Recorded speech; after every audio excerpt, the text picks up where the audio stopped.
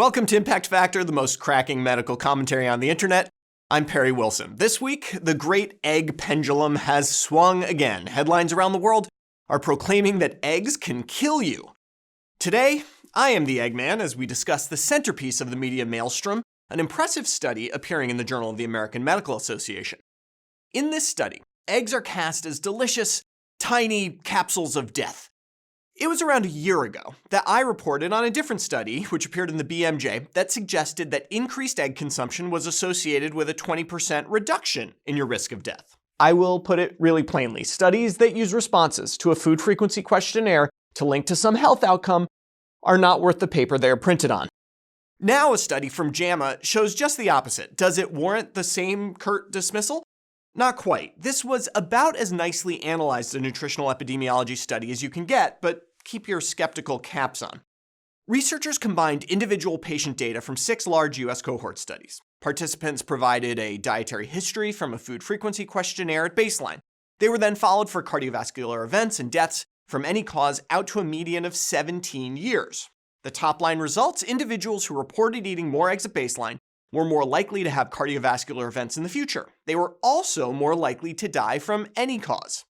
Now, egg eaters are a bit different from non-egg eaters. For example, compared to individuals who didn't eat eggs, people who ate 2 or more eggs a day were much younger, much more likely to be male, black, and a current smoker, and ate twice as many calories per day.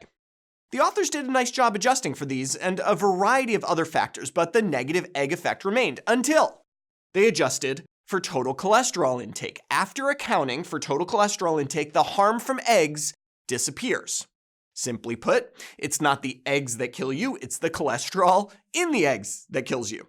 So, why are we talking about eggs? If the culprit here is cholesterol, why did the authors frame the study around eggs? I asked senior author Dr. Narina Allen that very question. The literature around eggs in particular has been very mixed. So there have been several studies that have found a beneficial association or no association or a negative association.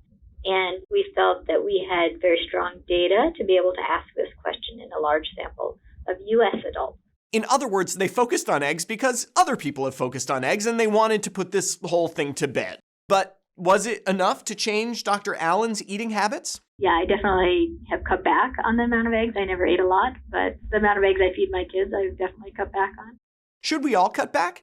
There's one little bit of information that didn't make sense to me. When the authors adjusted for serum cholesterol level, the effect of egg eating and dietary cholesterol intake remained. The conceptual model underpinning this study looks like this. Step 1, eggs contain cholesterol, so eating more eggs means you're eating more cholesterol. Step 2, eating more cholesterol increases your blood cholesterol level. Step 3, that higher cholesterol level leads to cardiovascular disease and death. The fact that adjustment for cholesterol intake eliminates the egg-death relationship confirms step 1 of this process, but adjusting for serum cholesterol level should have the same effect. It didn't. In other words, it didn't appear that the bad effect of eating cholesterol was mediated by serum cholesterol level. There are 2 possibilities here. 1, there is some as yet undefined effect that needs more research. The second is that it really isn't the dietary cholesterol that's the problem. Maybe egg eating and cholesterol eating are just markers of some other unhealthy behavior, unrelated to serum cholesterol, but associated with death. If that's the case, the renewed emphasis on eggs as single servings of heart disease may not be warranted at all. For Medscape, I'm Perry Wilson.